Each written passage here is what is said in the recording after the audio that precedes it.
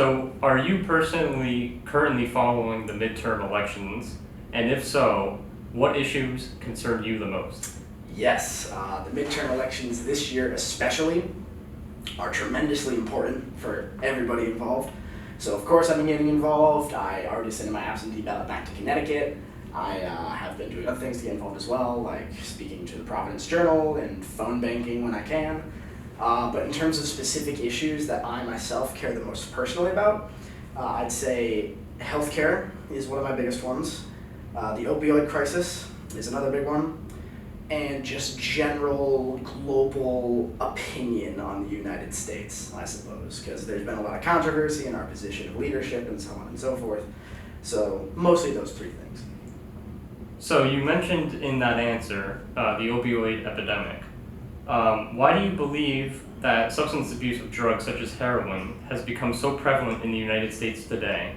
And what would you want government leaders such as Senator Sheldon Whitehouse to do about it?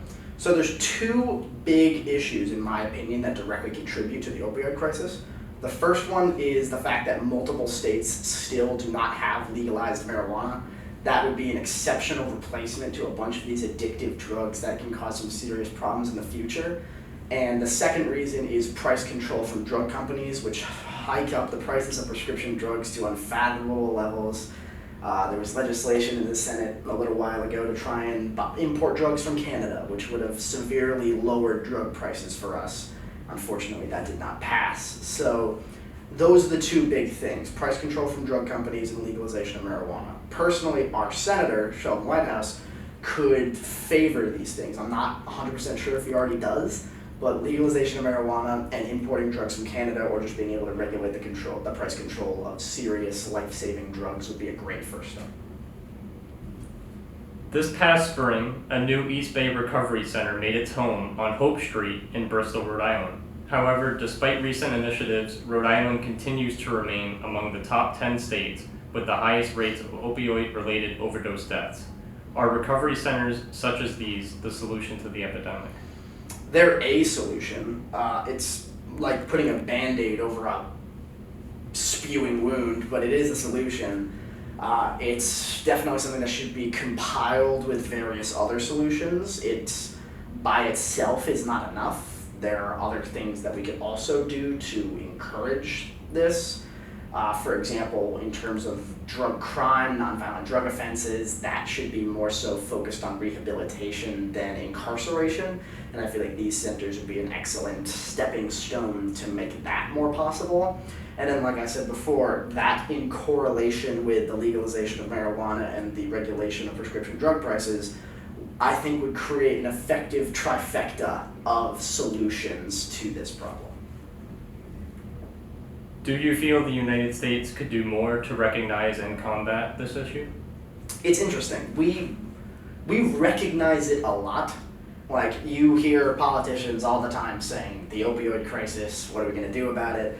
There's a lot of discussion on the issue, but there's not a lot of solutions. I'm seeing a lot of course, the opioid crisis is a bad thing. We need to do something about it, but rarely do we dive into the nitty-gritty and see what something is. And like I said, the three solutions I've given prior are some examples. Some people might have other examples, but I think we're actually doing a pretty good job bringing awareness to it, but I think we're seriously lacking in doing anything about it.